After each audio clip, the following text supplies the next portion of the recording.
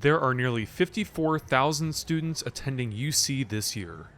About 6,500 of them live in dorms or other on-campus housing.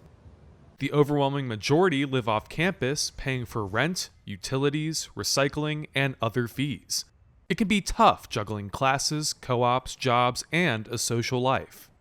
I will say freshman year when I lived on campus, I was a bit more involved because it was easier to go to the clubs. But this year, since my new house is closer to campus, it's only like a 10-minute walk, it has been fairly easy to go to clubs and bring myself to come up back to campus after class. I live off campus, not too far. It's a pretty walkable distance. I'd say for the most part, it's been a great experience, other than the parking. Parking has definitely been a struggle. But what if there are landlord problems, trash, or recycling issues?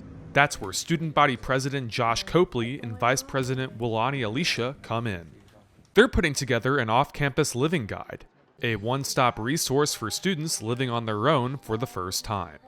I worked with the city, the university, both UCPD, CPD, with Cincinnati Fire, and got all the resources in one spot. There are also guides to Cincinnati parks, mental health, setting up Wi-Fi and utilities, and using the 311 non-emergency line. Don't be afraid to ask for help. It often feels like when you're living off campus for the first time that you have to be on your own. The goal is to have online and printed copies of the guide and a QR code available by spring semester.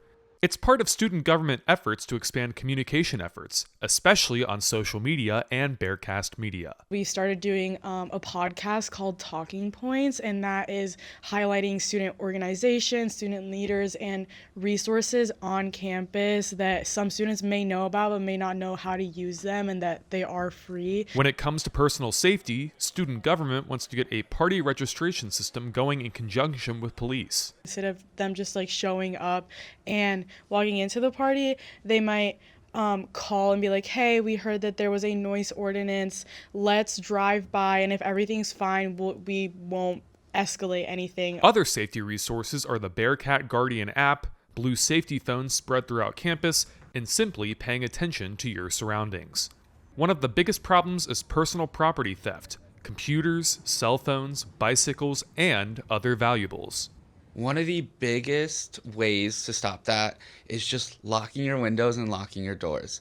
A lot of this is opportunity crime. Incidents can happen, but with more awareness, personal responsibility, and working with university police, they could happen less often. All of our officers are super nice, and they're like trained well to deal with student concerns. Keeping Bearcat safe on and off campus will be even more important going forward as the university reaches its goal of 60,000 students. This is Mitchell Davey reporting live for Bearcast News.